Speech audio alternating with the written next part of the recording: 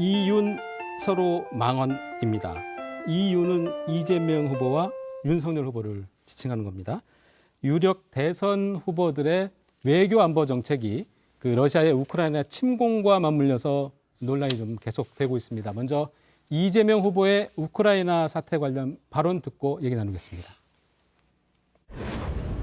6개월 초보 정치인이 대통령이 돼서 나토가 가입을 해주지 않으려고 하는데 가입을 공언하고 러시아를 자극하는 바람에 결국은 충돌했죠. 우리가 한말에 일본을 자극해서 일본의 식민지가 됐습니까? 외국의 국가 원수를 이렇게 또 모독을 해서 대한민국 정치판에 죽자고 항전하고 있는 외국 대통령을 또 소환을 해댔습니다. 그래서 지금 미국 인터넷에서 아주 개망신을 떨고 있습니다. 이렇게 비판이 제기되자 이재명 후보는 페이스북을 통해서 본의와는 다르다. 표현력이 부족했던 것이다 이렇게 해명을 했습니다. 여기에 대해서 어떻게 생각하시나요? 김 의원 말씀 먼저 들어볼까요? 저희가 윤석열 후보가 국민의힘에서 비판했다 그러면 이재명 후보가 저렇게 사과 안 하셨겠죠. 국민들께서 굉장히 저기서 분노하고 계시기 때문에 마지못해서 사실 사과를 하셨다고 생각하는데 이재명 후보 달변 아니십니까? 토론회 뭐 달인이라고도 불리시고 저것을 표현력이 부족해서 했다라고 생각이 되지 않고 저는 이 외교 안보 특히 이제 뭐 국방에 대한 인식의 심각한 왜곡으로부터 비롯됐다 이렇게 생각을 하거든요. 사실 저 말씀은 사실 우크라이나 상황을 전혀 모르고 하시는 말씀인데 젤렌스키 대통령이 2019년에 취임을 했고 이미 우크라이나는 2014년부터 헌법에 EU랑 나토에 가입을 하는 걸 명시해놨습니다. 네. 그러니까 국시라는 이야기인데요.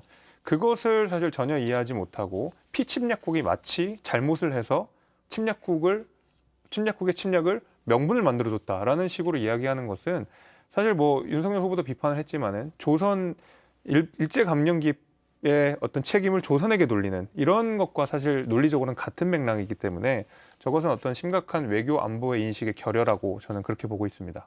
민주당 반론은 어떻게 하시겠습니까? 뭐 당내에서 큰 우려가 있었던 게 맞고요.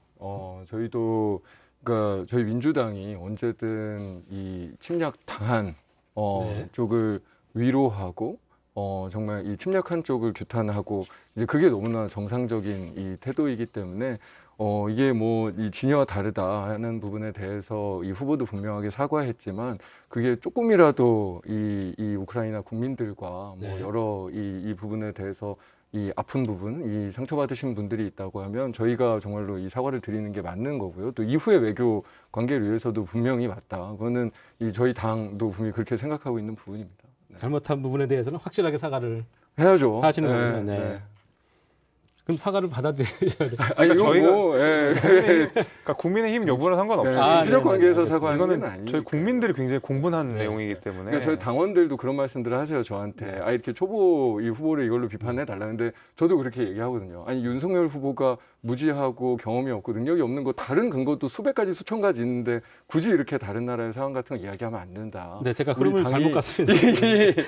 가지고 있는 확실한 정체성과 방향을 지켜야 된다라는 말씀들을 당원들한테도 드리고 있습니다. 네, 그런가 하면 윤석열 후보 역시 이 구설에 올랐죠. 일본 자위대 관련 발언으로 윤 후보 윤 후보 발언도 같이 들어보고 가겠습니다.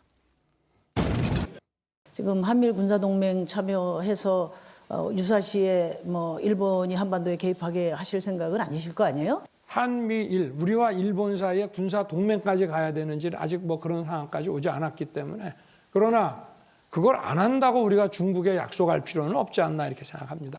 3월 1일이 얼마 남았다고 저 같으면 그 유관순 선생 미안해서라도 그런 말 못할 것 같아요.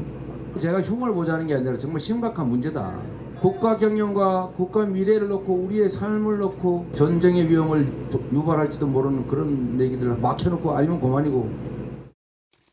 네, 이 내용에 대해서는 국민의힘 입장 먼저 들어봐야 될 것 같아요. 반응부터 좀 말씀해 주실까요? 아까 전에 우리 토론회에서도 시청자분들께서 대부분 다 들으셨겠지만은 자위대라는 말을 한 적이 없습니다. 그리고 유사시에 뭐 일본과 뭐 협조를 할 수 있는 것이 아니냐. 그러니까 동맹이라는 표현 자체는 애초에 없는 표현이기 때문에 저희는 한일 동맹 자체가 없지 않습니까? 그래서 그런 표현은 없는 것이고 약간 이런 군사적인 이야기를 하면서 특히 이제 한미의 동맹을 강조하는 입장에서 이 표현이 한일 동맹이라는 표현이 잘못 나온 것이지 사실 여기에 대해서는 저희가 분명히 선을 그은 바가 있고 들으신 바대로 자위대라는 말도 한 적도 없습니다. 근데 이 민주당이 일방적으로 자위대 발언을 했다는 식으로 뭔가 지금 마타도어를 사실상 한 건데 여기에 대해서는 뭐 사실관계를 들으신 분 다 알겠지만 전혀 사실관계에 맞지 않기 때문에 이것은 뭐 옳지 않다 이렇게 봅니다.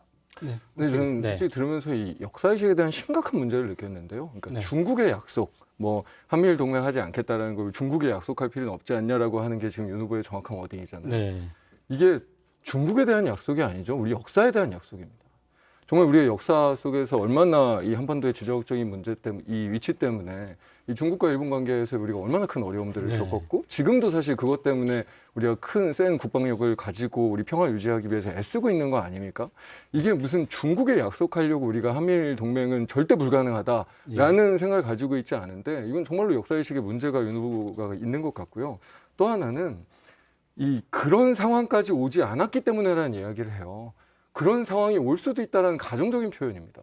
그런 상황이라는 게 어떤 거였어요? 지금의 이 안보 이슈에서 사실은 예를 들면 이 북한과 일본 사이에서의 이 미사일이 날아갈 때마다 일본이 굉장히 크게 경계를 하거든요. 자기 상공으로 날아오고 이러니까 이런 문제나 아니면 이 대만 이슈 때문에 뭐 센카쿠 열도나 이런 쪽에서의 중국 일본 분쟁이라든지 이런 여러 가지 지정학적인 지금 상황 속에서 상황이 복잡해질 여지가 있죠. 네. 그 어떤 상황에서도 이 일본과 군사 동맹 비슷한 거라도 했을 때 우리가 가져올 수 있는 국익에서의 선택지가 굉장히 많이 좋아집니다. 그러니까 이런 부분에 대한 기본적인 이 지정학에 대한 어떤 외교안보에 대한 어떤 그 사실관계나 인식도 굉장히 부족하다. 그래서 네. 역사인식이나 외교안보관 자체가 다 문제가 있는 그런 발언이었다고 생각이 네, 들어요. 알겠습니다. 또 말씀 듣고 싶지만 또 말씀드리면 반론도 되기 때문에 두 분 오늘 준비하신 것도 많고 또 제가 듣고 싶은 얘기도 매우 많습니다. 시계를 너무 잘 봤나요, 제가?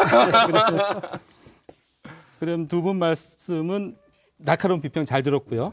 다음 기회에 또 자세히 알겠습니다. 듣도록 하겠습니다. 오늘 요거는 자리해 주신 민주당 장철민 의원 또 국민의힘 전 비대위원 김재섭 의원 네. 오늘 두 분 말씀 감사합니다. 네, 고맙습니다. 감사합니다. 고맙습니다.